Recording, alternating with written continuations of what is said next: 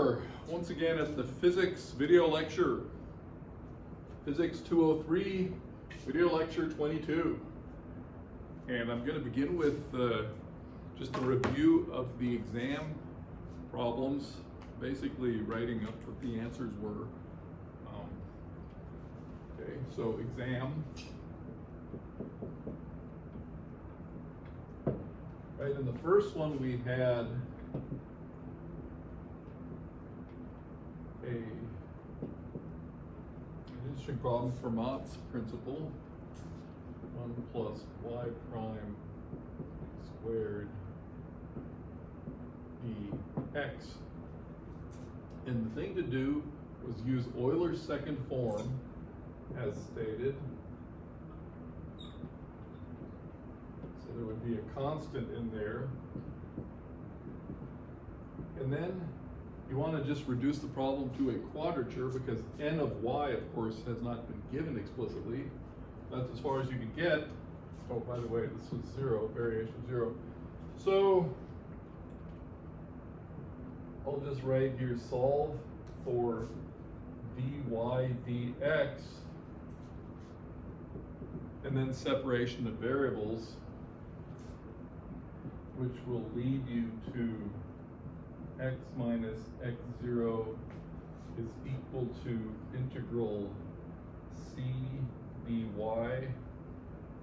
I'll write y0 to y root n squared, and n is a function of y, right? It's not a constant. N squared minus c squared. Put a little prime here. And that's as far as you get. The second part, or the bonus part actually, is to show that if n is a step function across a boundary, that you can actually prove Snell's law, right, of optics. And I'm going to leave that for later because we're going to revisit all these things in a very nice way. We're going to come back to all this stuff after we go through Jacobi and some other developments. So that's for problem 1. Problem 2, we had this system here, the mass, no friction. Did I number those? Yeah, so I had M1 and M2.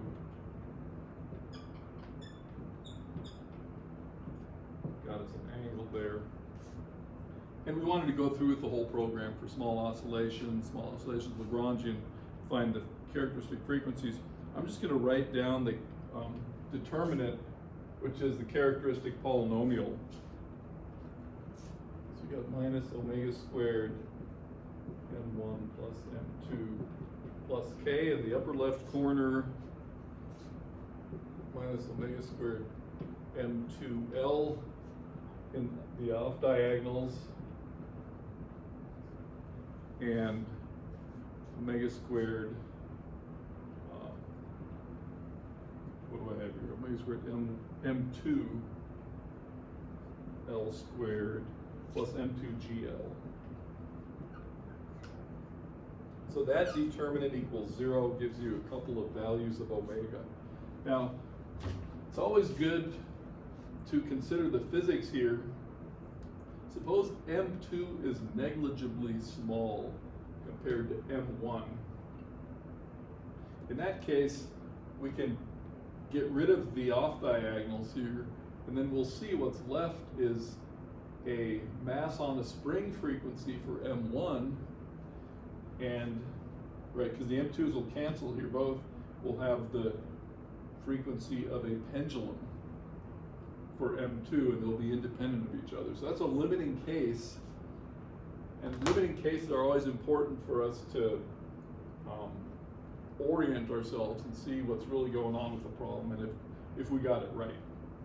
So the limiting cases here are pretty satisfying. The third problem,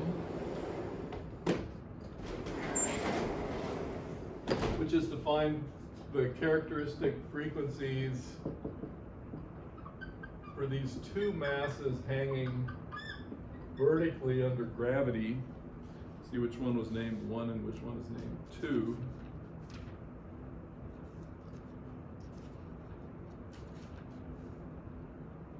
Yeah, K1, M1, K2, X2, good. K1, M1, K2, X2. So we have 2 different spring constants and 2 masses. And what's interesting here is the gravitational potential energy is, of course, part of the initial or original Lagrangian that you write down, right? Because G is pointing down here. But when you take your second derivatives, that potential energy is gone, and so it plays no role in terms of the actual frequencies. It just controls the equilibrium positions. Okay, so I'll write down what the characteristic polynomial here is as well. We have minus omega squared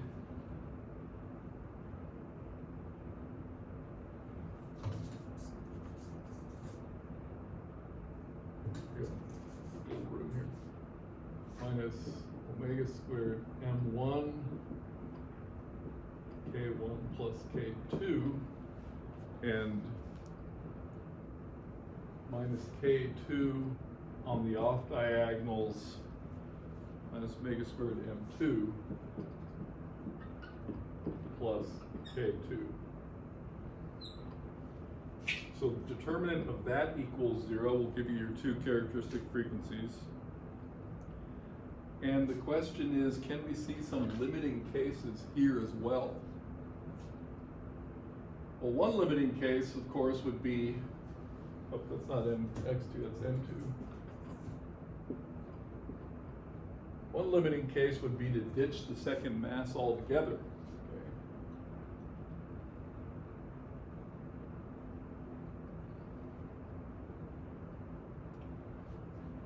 And then we would expect to just have a single mass on a spring. So you can check that one out. Another limiting case is to eliminate M1, because then it's 2 springs, K1 and K2, connected in series, and that also has a well-known characteristic result. So you can play around with that as well. And for problem 4, finally,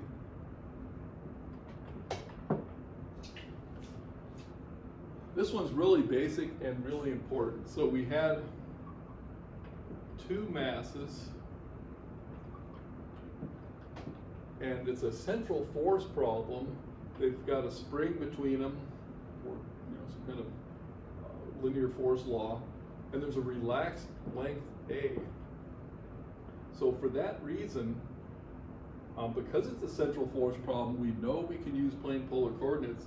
So we're immediately going to have a half m r dot squared plus r squared phi dot squared minus a half k r minus a squared.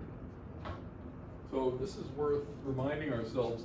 This r is the separation, it's the magnitude of the display difference vector between those two, okay? So it's effectively a one-body problem at this point.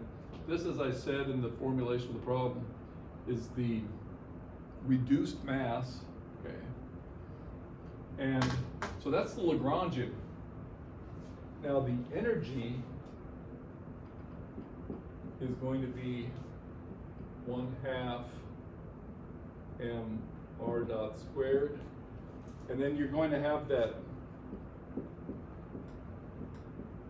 L squared root of 2mr squared plus 1/2 k r minus a, the quantity squared.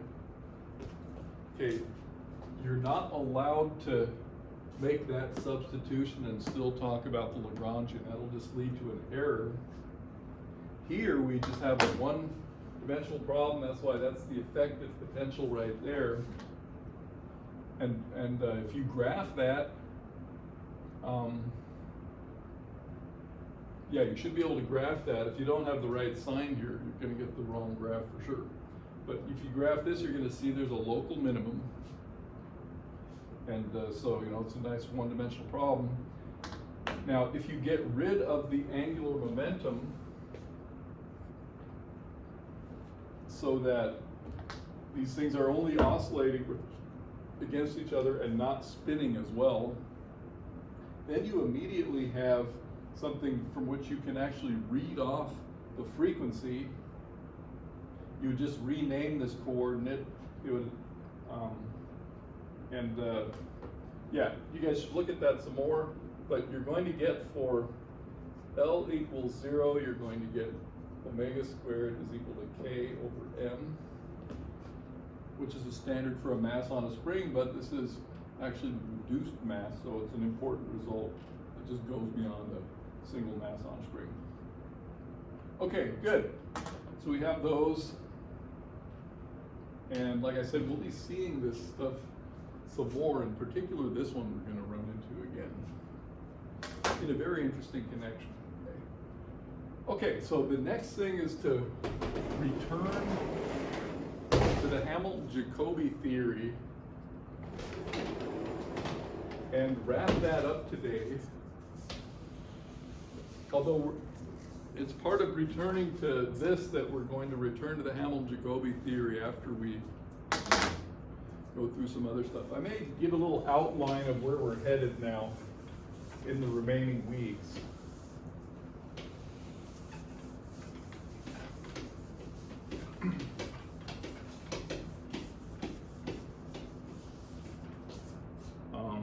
That way you'll know what remains to be done. So we're talking about Hamilton-Jacobi theory some more today. And I'll assign a couple of more interesting problems. I'll do a couple problems as well. I'm going to use the Kepler problem as a good example here. So we're doing this, and I actually have to summarize this then and put it in a certain basic, simple form. Then we're going into fluid mechanics. Now, we don't have that much time for that, but we will, first of all, get the continuity equation right off the bat. That'll give us divergence of velocity field vanishing, something that we used when we were doing, what was that? When we were doing Hamiltonian mechanics. Maupertuis, no, not Maupertuis. It'll occur to me. So yeah, we're doing some fluid mechanics, and we'll, we only have several lectures for it, but we'll get to the wave equation in fluids, at which point we're suddenly going to jump back into a new version of Hamilton-Jacobi theory, and that will allow us to talk about wave mechanics.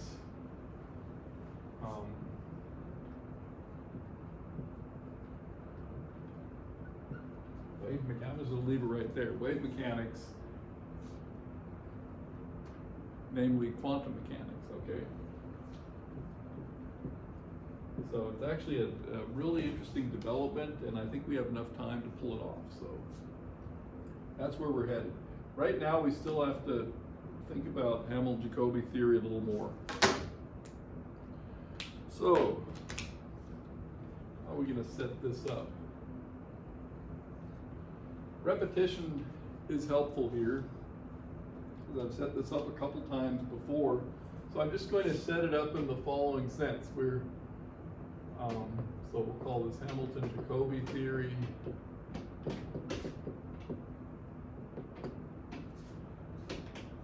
And what we start with is a mechanical system that we've analyzed far enough till we have a Hamiltonian. Okay. So we start, we start with a mechanical system, but we have to obtain a Hamiltonian. So we have H equals H of Q1 to Qn, P1 to Pn, and T. That itself is could be a task to arrive at that thing, but that's where we are. Then we had discovered that for S equals S of Q and T, ds dt plus H now I'm going to write it as h of q and ds dq equals 0. This is the partial differential equation that we've learned to deal with, okay? So we have to solve this, and the methods of solving it, so we'll put here under 3, to solve our Hamilton-Jacobi equation. We have, first of all, if E is constant, which means S is not, H is not explicitly a function of T, then we have to solve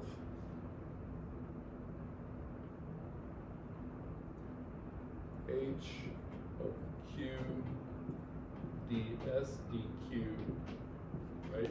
No T in there, is equal to E, which is a constant. That is then the Hamilton-Jacobi equation, and S is going to be equal to S naught of Q minus ET. So that'll be the form that the action takes.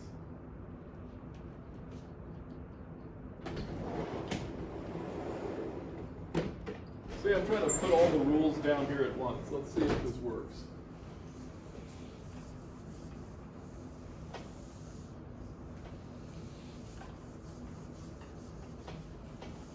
So the next thing we have to know, it's really just going to be a couple of rules, is separation of variables.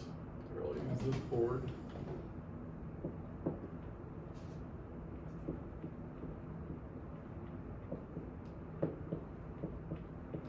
So with the separation of variables are via a summation, not a product. Okay. So separation of variables, you're having, say, S naught of Q1 and Q2 and so on is equal to S1 of Q1 plus S2 of Q2 plus and so on. So they separate as a sum.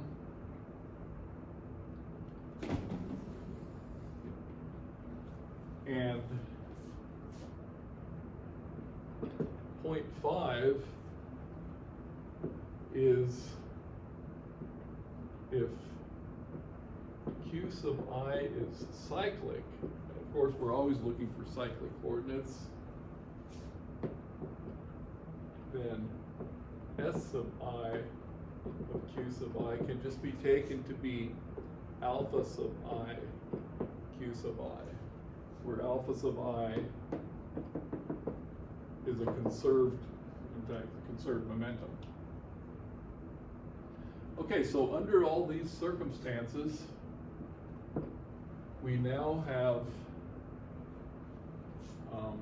so yeah, we're able to set up our action here, and then we have S is equal to a function of Q, alpha, and T in general, where these alphas are the conserved quantities. That includes, say, this individual alpha, right? This is just the whole set, n of them.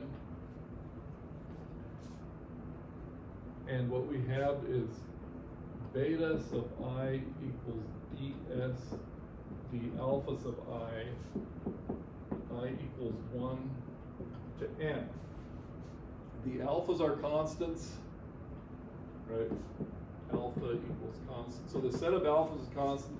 The set of betas are constants, and these equations here, if you can invert them, then you get your Q of T. Okay. So that's the whole program, and we just want to run through a couple more examples. I already gave a couple as homework. Did the harmonic oscillator, free particle.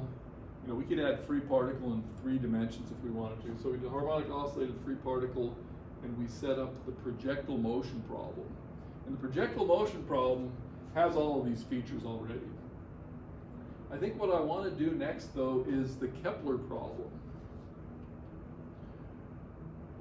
So yeah, those are the rules. And invert, let's call this double star, to obtain q sub I of t, right? The motion of the system, right? The trajectories. Okay. Keep these all on a 3x5 card. Right? We're just barely. So let's do an example. And after we set up and do the Kepler problem, I think then we'll have a good idea. Kepler problem is actually cleaner than the projectile motion problem. And what we do is we end up with some recognizable integrations that we've done before, and we can declare victory. So let's see how that goes. And I'll just refer to all these points, hopefully, as we go through with it. So Kepler problem, or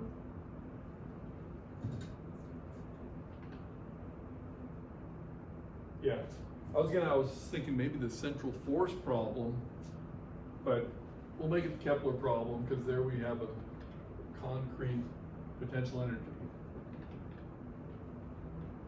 Okay, so the Kepler problem, we'll go straight to our Lagrangian. So we have L equals 1/2 m r dot squared, p dot squared, minus, and I'll put the negative alpha over r like that. Okay. Attractive Newton potential. So what about the Hamiltonian? Well, I think we've done this one before.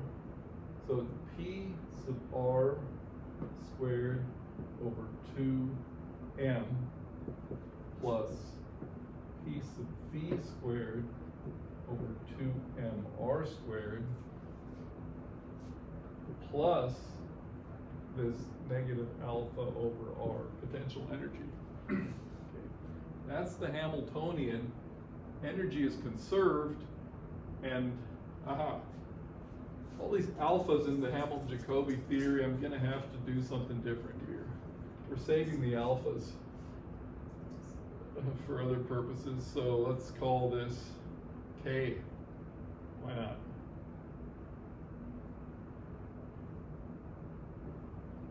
K. Because yeah, we're going to keep the alpha for the energy. Good, so there's the Hamiltonian. That would have been our step 1 here. I don't know if I'm going to get these steps right, but the Hamilton-Jacobi equation is going to be, when we replace the p sub I is ds dq sub I. And that's what turns this into a partial differential equation. We're going to say the constant energy is H is equal to alpha. So let's see what we have here. We have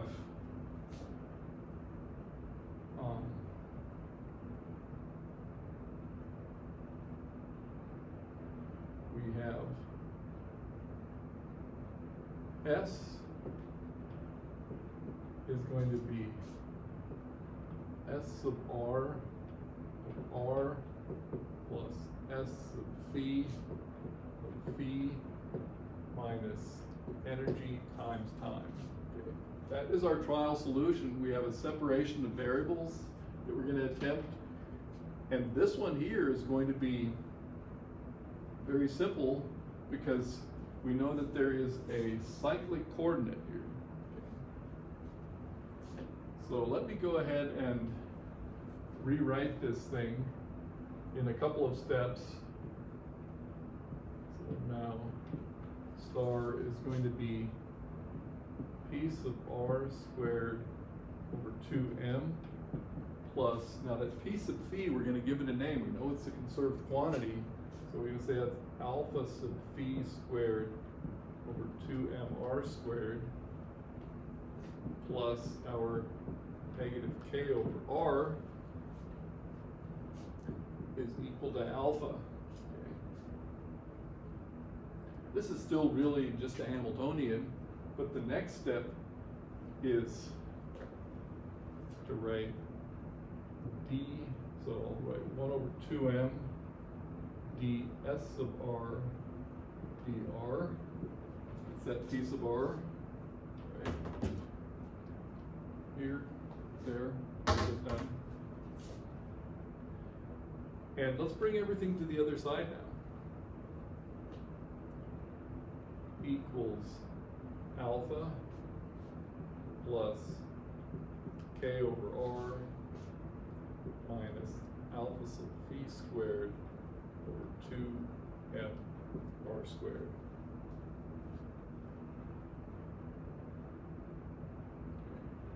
And this is the stage at which we really have a differential equation. By the way, this was squared.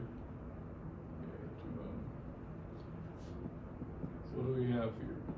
ds sub r dr is equal to 2m alpha plus k over r minus alpha sub phi squared. 2mr squared plus minus square root, and if we integrate that, then that's our s sub r. So yeah, let's continue going on down here.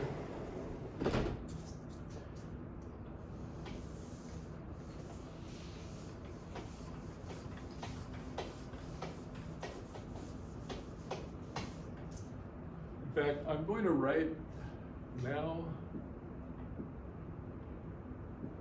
the action is equal to. So the first part, s sub r of r, would be this plus minus integral, what we have here, 2m alpha plus k over r minus alpha sub phi squared, 2mr squared. Square root, so r primes, and we'll put the r up there. Okay. And then the s sub phi is just plus alpha sub phi times phi. That's the rule, minus alpha t. So good, we've arrived at a useful result here.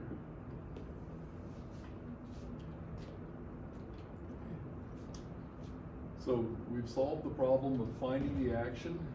So it's okay that this is here in the form of an integral. And what can we use this for now? So we're going to have derivatives with respect to alpha and with respect to alpha sub phi. Okay. So beta sub, just beta without a subscript would be ds d alpha, and we can do that. ds d alpha will pull out this minus t, so I'll write that first,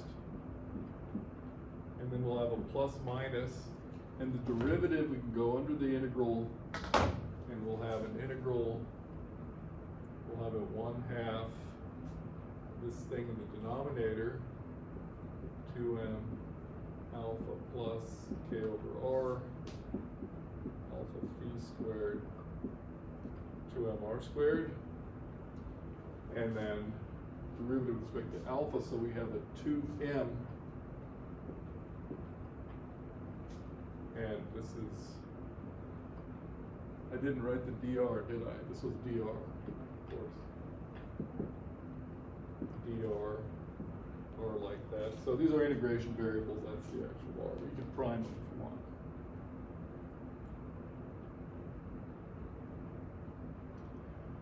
Okay, this is actually familiar when we were studying the Kepler problem. Let's see another one.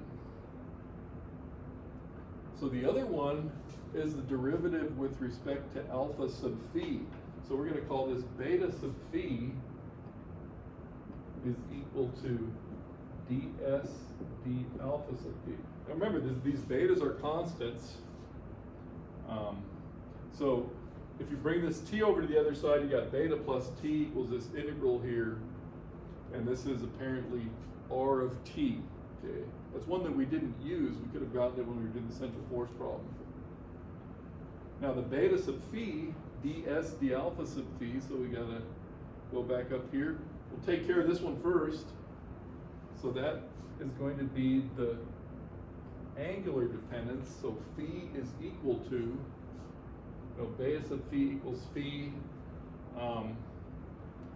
plus minus. Now we take the derivative of this with respect to alpha sub phi. And once again, we've got this 1/2 root 2m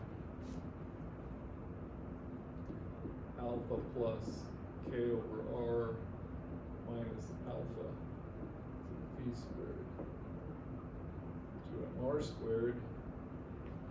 And now we got to do the interderivative. We've got a minus. It's going to do minus 2 alpha sub phi over 2mr squared. And we've got a dr. And again, all the r's are primed under the integrals.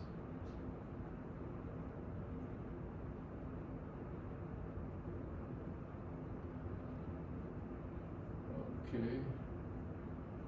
Actually, I'm missing something here. 2mr squared, 2 alpha sub phi, but I actually also have another 2m here. 2m. Yeah. So I'm just gonna monkey around with this. 2m. About to hand it off to you guys, right? But when you clean this up, you're going to see that this is an integral we've done before. This is the integral we did. So we can clean it up a tad. We can cancel a bunch of 2's here. And this alpha sub phi is a conserved quantity. That is the angular momentum. We used to call it L, right? This was our lowercase L. And you probably remember we had an L dr over mr squared, and then we had the root of this thing here in the denominator. This was the integral,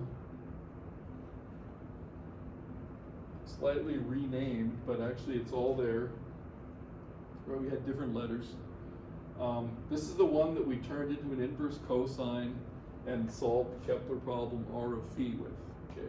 So once you take this, and you should leave some room in your notes, and make sure you go from here to the one that we've done before. Yeah, then you're there. Okay. So this is the integral that will give us the r of phi.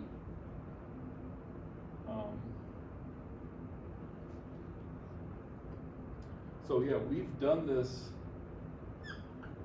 integral, and we had e instead of alpha, and we had alpha instead of k, okay, otherwise, and L instead of alpha sub phi.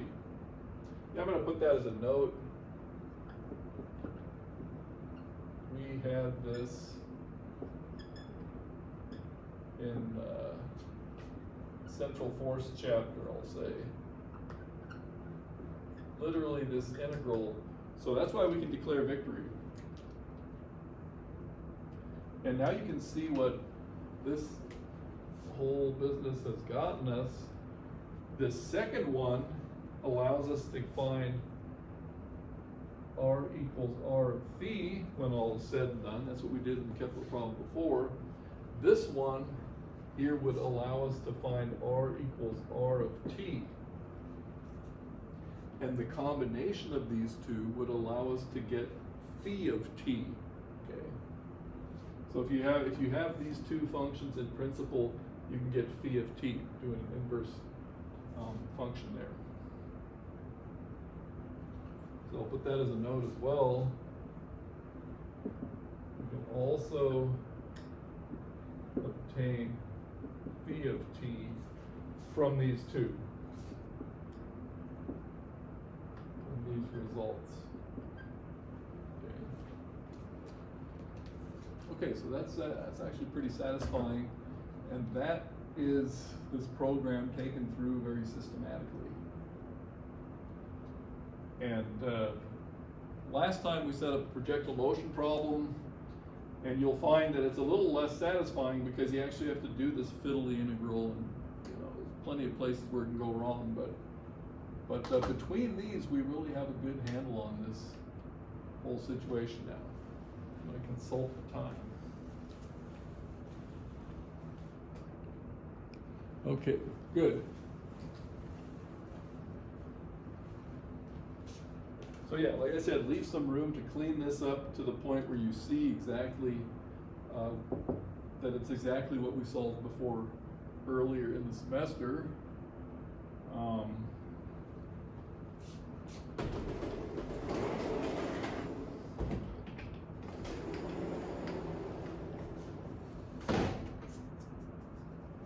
So I'm going to do another little review of the Hamilton-Jacobi method for a particle in Cartesian coordinates.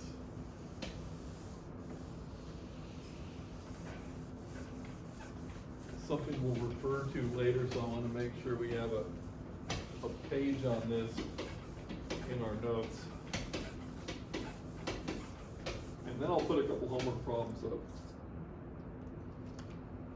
So let's call this Hamilton-Jacobi equation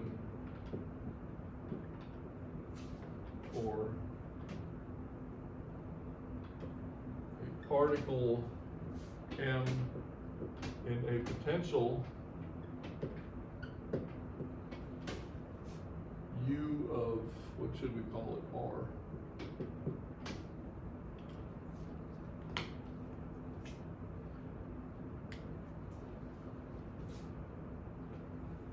Okay, so, and energy is conserved, so.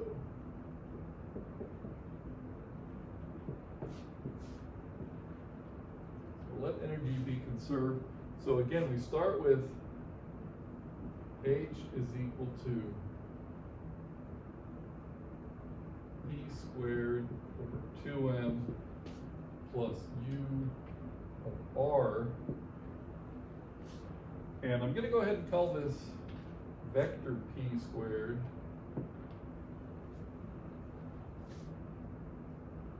So yeah, if we're doing Hamilton-Jacobi theory here, then because energy is conserved, we know that S equals S naught of R minus E times T, or I'll go ahead and say alpha T since that's how we're talking about it. And at this stage, how do we find this S of R? We can have gradient S naught squared over 2m plus U of R equals E.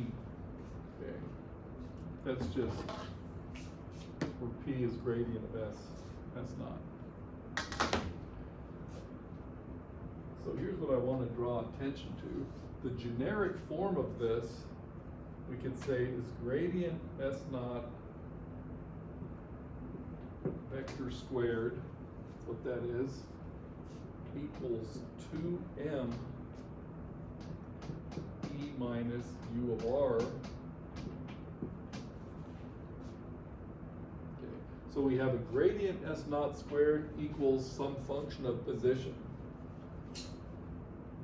or gradient S naught squared equals, I'll just use another letter, some function f of R. And not only that, we could even say it's f of r squared, because the left side is positive, right, because it's squared, so the right side would be positive too. So this is kind of a generic form. So we're going to encounter this equation, or one that looks like it with different letters later on in the semester, and when we do encounter it, we're going to say, aha, Hamilton-Jacobi equation. Yeah, it'll be around where we're not expecting to find it. But yeah, this is the generic form of the Hamilton-Jacobi equation for a single particle in a potential. So yeah, that's something I wanted to bring to our attention. So yeah, this is an important page in our notes. I wonder if we should add something to it. It's actually all there. Well, we're take a little more forward here. So following these developments, then we have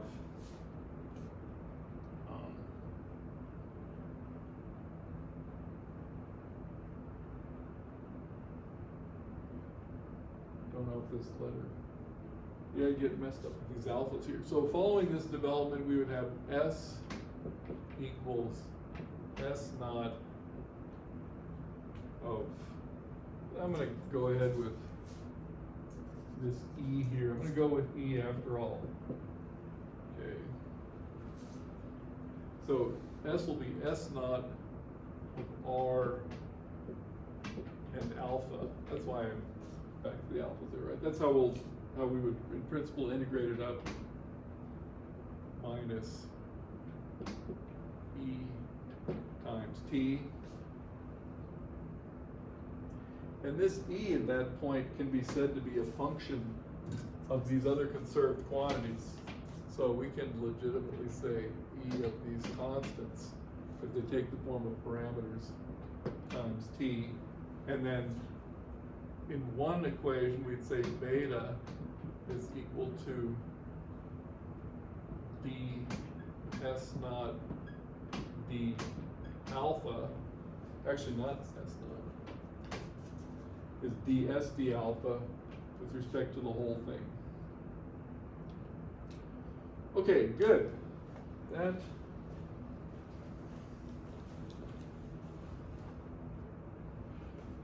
just fine. Yeah,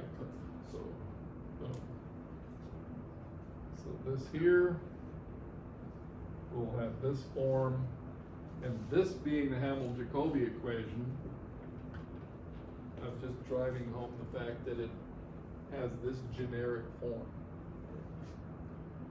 Good, okay, so now I'm just going to put another 1 or 2 homework problems up for the whole theory, and then next time we'll start on some fluid mechanics.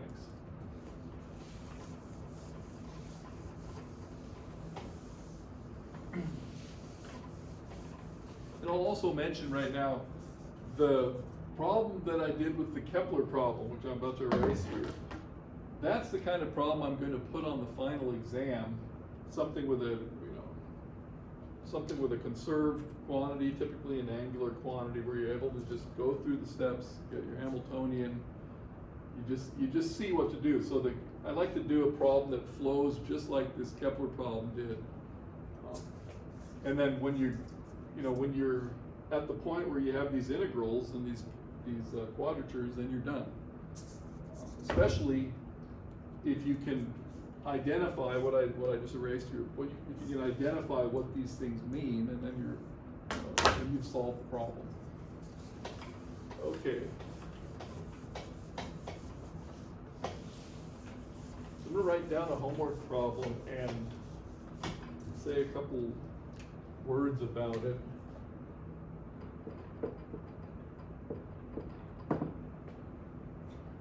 First of all, we had complete the harmonic oscillator. So this was last time. I'll just put this up here. And complete the projectile motion. So both of those, you know the answer, and you can definitely work in both directions and make sure it all comes out. So complete the projectile motion, projectile problem, and now this new one here, this is actually out of Goldstein. I'll show you what we've got here. H is going to be 1 over 2m p squared plus m squared omega squared q squared, which when you look at it, you know, if you've got your omega squared equals k over m, this is just the harmonic oscillator once again, okay? This is a harmonic oscillator, we just solved it, but there's a really kind of contrived solution, but that has good pedagogical value. So here's what you're going to show that this S here,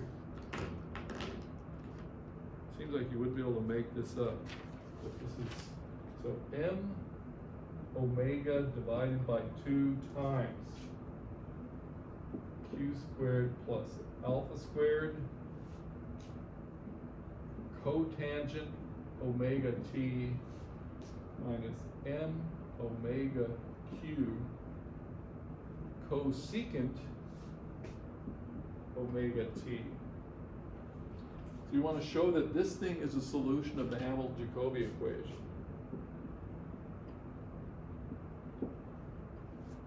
Of ds dt plus h of q ds dq and t equals 0. You're just trying to show that it's a solution of the Hamilton-Jacobi equation. And it seems really contrived, okay? Because this is much, much more complicated than the solution we found. But if you just, you know, apply the operation to this thing, sure enough, it's actually going to work. And if you're careful in doing it, and if you pay attention, this is why this is an interesting problem, you can see how the thing was constructed, okay? So this thing was reverse engineered. And by doing this and figuring out how it was reverse engineered,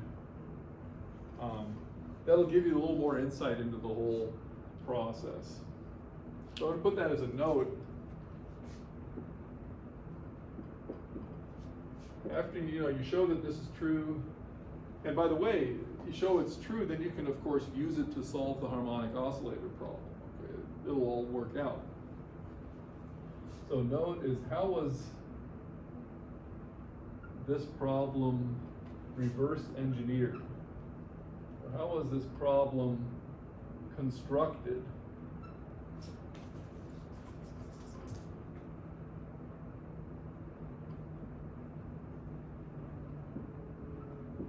In other words, this is a problem for which we know the answer, right? It's the harmonic oscillator. So if you know that it's the Hamiltonian for the harmonic oscillator, and you know your relations in Hamilton-Jacobi theory, you can actually just cook up this solution. And that's what they did, and that's of course why it works when you take the derivatives. But it's a good problem for that reason. Yeah. If you don't ponder this down here, then it works, and it's like you were jumping through a hoop. But otherwise, you will see something. So it's a good problem. So yeah, I think I could add, but this is not a okay. What about the free particle in 3 dimensions? Putting a question mark there. You don't have to do it for the homework. Think about it. Maybe I'll put it on an exam later on the final. Free particle in 3 dimensions is very easy, by the way. So you can run through the whole thing in a flash, because it's just like 1 dimension, which I did, except there's 3. Okay, it separates trivially. But good, I think we'll leave it at that. If you We've repeated this stuff enough. You go through it a few times. One thing I didn't repeat, but that I'd encourage you to do, is go back to the original derivation of how the Hamilton-Jacobi theory came into being, so to speak, where we took the Hamilton-Jacobi equation and interpreted S as a generating function of a canonical transformation. We never ever had to do another canonical transformation. That was kind of just in the interpretation. But that would be an interesting thing for you guys to look at now that we've done a few of these. Okay, I'll leave it at that, and see you guys next time.